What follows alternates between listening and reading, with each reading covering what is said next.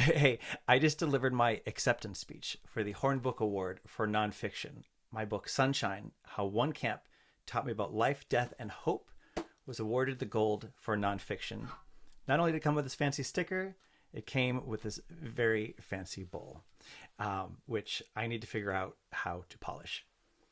And while I delivered my speech over the live webinar, I thought I would also deliver the speech here as well. Time and chance have profoundly impacted my life.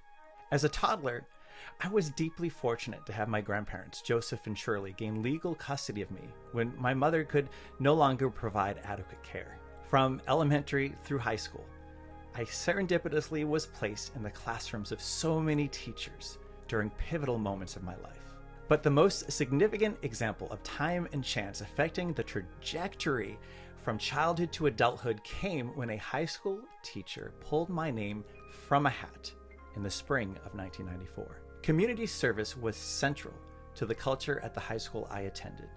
The centerpiece of that community service was the high school's partnership with Camp Sunshine, a therapeutic camp in Maine that served and still serves families dealing with pediatric cancer and other life-threatening illnesses. Given the program's popularity amongst the student body, far more students attended that first after-school informational meeting than could have been chosen to serve as volunteer counselors at the selected camp sessions. The faculty advisors did what they thought was most fair. They had the gathered students write their names down for a placement in a hat. My name was one of the few chosen to travel to Maine and volunteered at the Storied program. From there, chance would further play its game. The teachers assigned me to the sessions scheduled for the last week of that September. And from there, I, along with my hodgepodge group of classmates, was assigned at random to programming stations. Further, we were each assigned a family to sit with during meals. At 16, I was a jaded and angry teen who was processing the trauma of his mother's addiction, and I was then thrust into the concept of service, thereby forced to think beyond myself. And it meaningfully linked me to the greater world around me.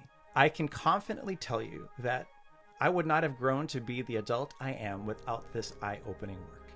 An odd arithmetic is associated with serving others, a lesson I learned when volunteering at Camp Sunshine.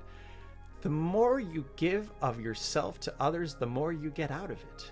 My favorite people have always shared this sentiment and lived with the mission of service as central to their purpose in life. While I used to surround myself with co-counselors who led groups of campers from activity to activity in the picturesque wilderness of camp, today I am blessed to be working alongside colleagues spread far and wide and in various settings. The mission is very similar: to provide caring respite for young people navigating challenging times. Through the pages of books, authors offer escapism. Librarians and booksellers offer a community. And editors act like the camp's group leaders, ensuring everything is in place so camp can hum along smoothly. Therapeutic camps help kids feel less alone as they connect with their peers who are experiencing similar plights, and a reader can share a similar feeling when they see their experience reflected back to them in the pages of a book. Back in my camp days, families often told me that their children lived to get back to camp the following summer, and today I often hear from readers who report that books have saved their lives. I see these bibliotherapeutic moments when invited into schools and libraries and witness them via the social media posts I see from educators daily.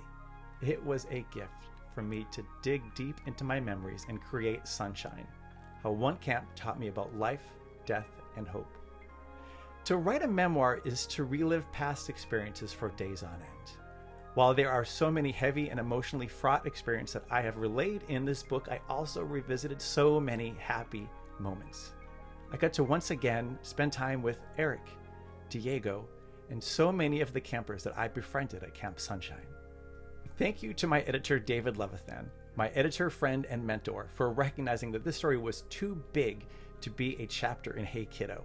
David quickly edited out the Camp Sunshine chapter of my first memoir because the story needed its own room. It was a story that needed a spotlight all its own. Thank you to the entire team at Scholastic for supporting Sunshine, both during the book's creation and launch into the world. Thank you to my wife, Gina, whom I met by chance at a Cinco de Mayo party that I begrudgingly attended, for believing in me and having the patience with the ups and downs of this book industry. Time and chance gave the two of us three wonderful children, Zoe, Lucia, and Xavier.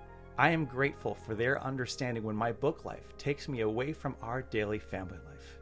My profound gratitude to the Boston Globe Horn Book Awards Committee for recognizing Sunshine with a nonfiction award. I am thankful for your hard work in assessing all of the titles, and I realize how fortunate I am that time and chance put you all on the committee together for the 2023 selections. There is power in being remembered after we leave this earth.